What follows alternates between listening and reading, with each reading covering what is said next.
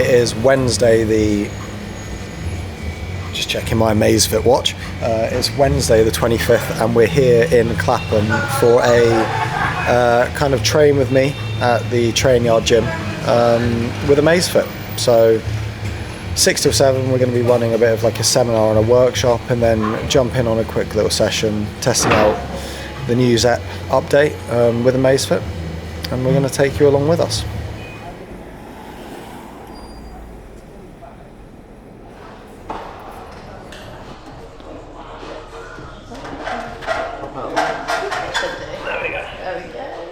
When I was filming Starlight Next Hunter, I looked like his son. You got to outdo him now on this. Is it in pounds? Is it pounds or kilos? It's in kilos. Okay. No, I didn't get a good grip. Wait, what was that? That was 50 because I didn't get a good grip. I reckon I could do 52 with a good grip. 110 pounds that was. Yeah.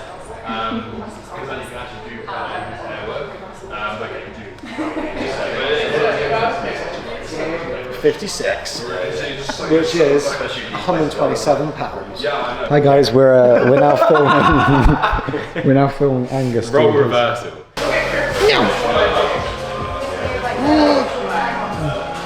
How are you making it stop?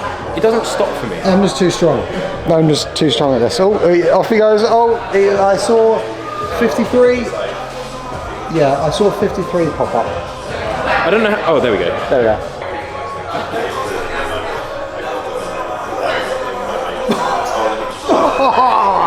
Yeah, 60.8. Oh, 38. Hurt as well. That some of you guys have definitely done here before.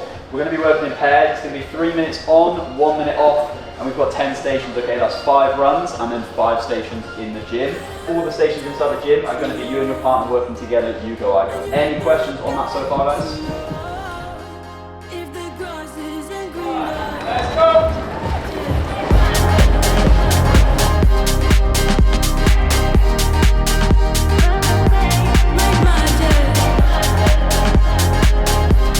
How are you finding the workout so far? Yeah, it's good. I didn't know what to expect, to be honest. You're my next victim. How are you finding the workout? That's alright so far. They should do this in the elite races. They should just interview us mid-race. You can get a comedic shot of me chasing after them, right? They're going to do shuttles. Right. Are we ready? Right. No, they're coming this way. Right, I'm going to... No, you stay here. 20 left, Right, 5 seconds. How are you finding the workout so far? Well, it's the beginning, so I'm feeling pretty damn good. So Great. Work harder.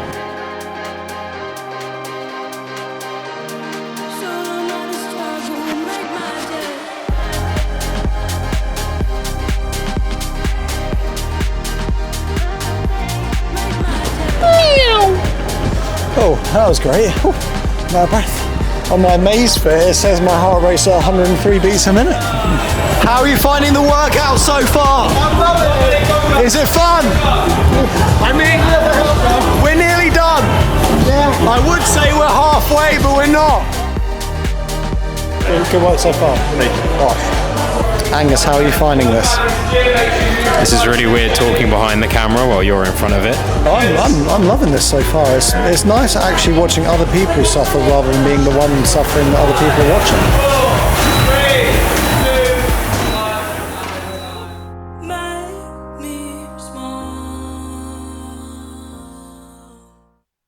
I fancy a Nando's.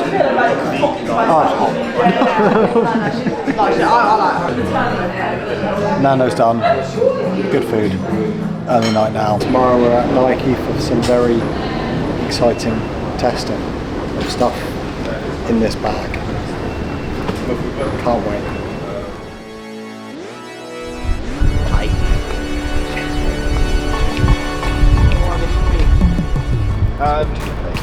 So do we need to tell YouTube what is actually going on today? I've had too many coffees. We're going to Nike and I'm going to run on a treadmill. I'm not sure whether or not you're allowed to look at the treadmill. And the treadmill has lots of sensors in it. and we're going to see which shoe is the most efficient on my foot. And that's about it really. We're going to do some interviews, we're going to do some chatting with someone who knows a lot about running and can help me be better at running. Had a good breakfast. Well, I went to the gym and then I was walking back from the gym and I was like, I'm really hungry. So I got a Pokeball. Because it may have been 8 AM here, but if you live in Doha, it's midday, it's lunchtime. Cocoa Pops are rice, and everyone has them in the morning, so why can't I have normal rice? Yeah. I've never heard anyone use the timing thing about the world for rice, but not beer. Everyone's like, it's 5 o'clock somewhere. Charlie's like, it's midday in Doha. Yeah, I would do it with beer, but I don't really like beer. It's a bit windy, so I'm keeping you close to me so that I don't do wind noise. We're on our way. Angus, stop filming. We're on our way to the Nike place. Now, gonna run on a treadmill. We're currently walking past some lesser quality, lesser cool clothing brands that just don't quite hit the spot that Nike do, like Paul Smith. Never heard of him. Paul Smith getting the stray out. Who's Paul Smith? You know Smith, like Sam Smith the singer. Do you know in past tense you say Sam son?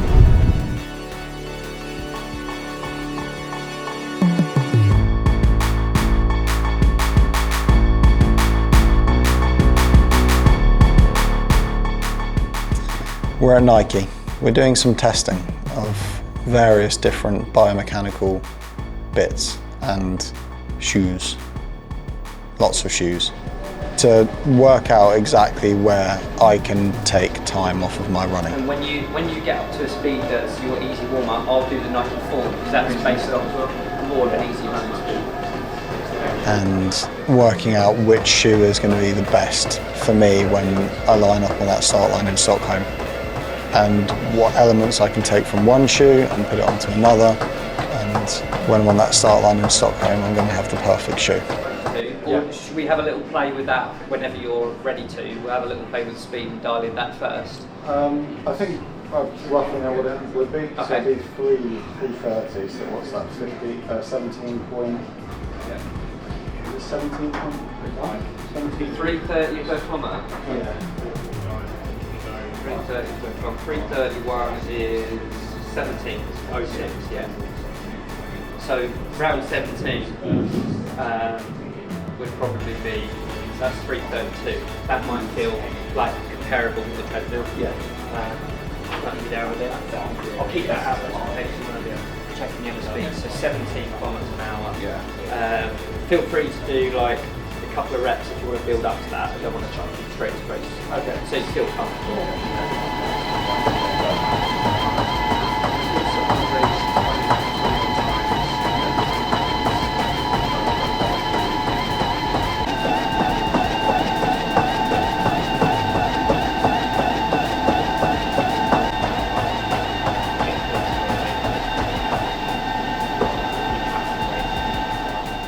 Was that 17, right? Yeah.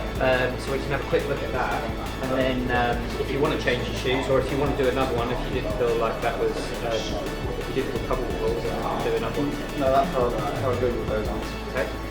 We always look for this to be aligned. So you've got a nice parabola, so nice and smooth.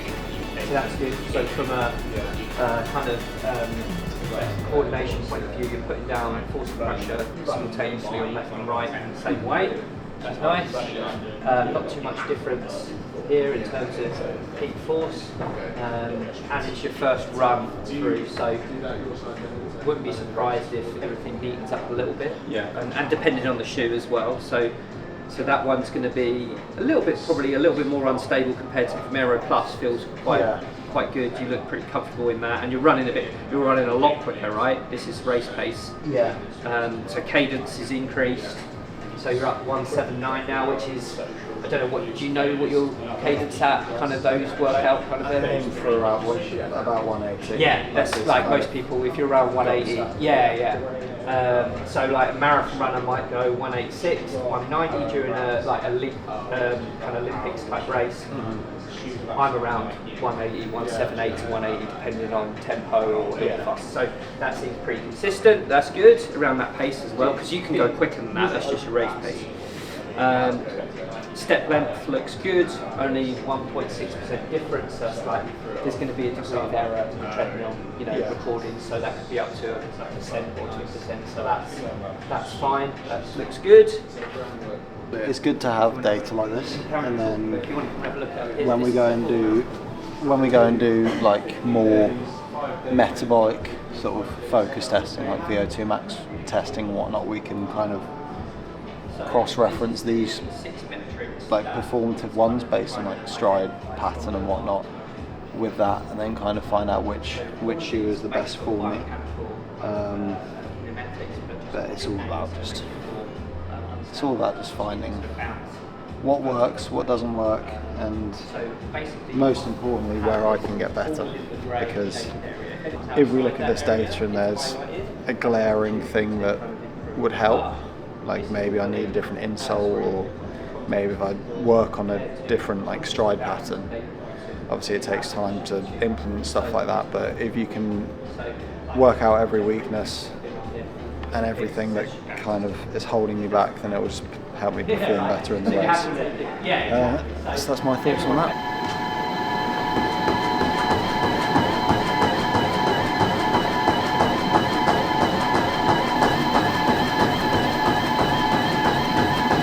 Okay, great. Thanks, mate. That's how slide 3, isn't it? I race in this mainly just because I find it the most aggressive, like in a race, and then the actual grip on the forefoot I get along with really well, and because it's such an aggressive shoe, it just feels more racy, and I know that's not a very good reason, but it just feels a lot more racy. And then when I'm cornering and running, especially in the elite races, like if you look at Melbourne, there's, I think it's 160 left-hand turns in an elite race, and because this is so flat and like there's like I'm not going to roll my ankle in this, I can just attack each corner more, and that's what I noticed in the elite race. Like I was gaining a couple of meters every corner on people. Because I could just go around the corners more aggressively, and if you extrapolate that over the 160 corners, you're saving tens, like 30 seconds even, just from being able to go around a corner quicker. And in terms of like flat out speed, these are kind of built for 3K to 5K races. Like you don't need that long-term efficiency that you get with an alpha fly in a marathon. You just need to be able to like consistently hit a good pace on those 1Ks. And on the lunges and whatnot, I find them stable enough. It's the only issue I have is the wall balls with them, but I'm willing to kind of make that sacrifice because I just need to get better at wall balls anyway. The most important data for me is sort of assessing my stride pattern and like my landing pattern, and kind of working out where on my foot I'm putting the most pressure through and where like going up my body I need to kind of focus on. So when I'm wearing a street fly, for instance, there's a lot of lateral force along my calves, so I need to make sure that I'm strengthening and really recovering and rehabilitating that area, and just making sure that that's not going to be a weakness for me going into the races. So probably my like foot strike is the main thing, and then also just assessing how my cadence reacts and responds at different speeds as well.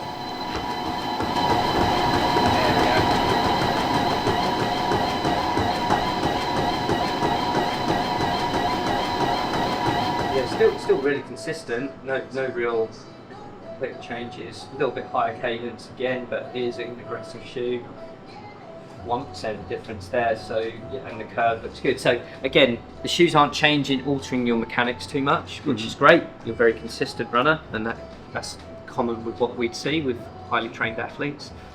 Just some variation in terms of the loading pattern or pressure mapping, right? So there's some distinct differences that we want to be aware of for training, how that affects you. It can be a good thing, right? The Streak Fly is very aggressive.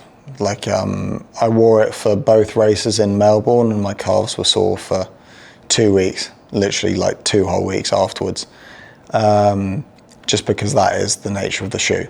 Whereas the Alpha Fly, I could run 30, 40 kilometers in that. And yes, physically I'd feel sore, but it wouldn't be as prominent as those races in the Streak Fly.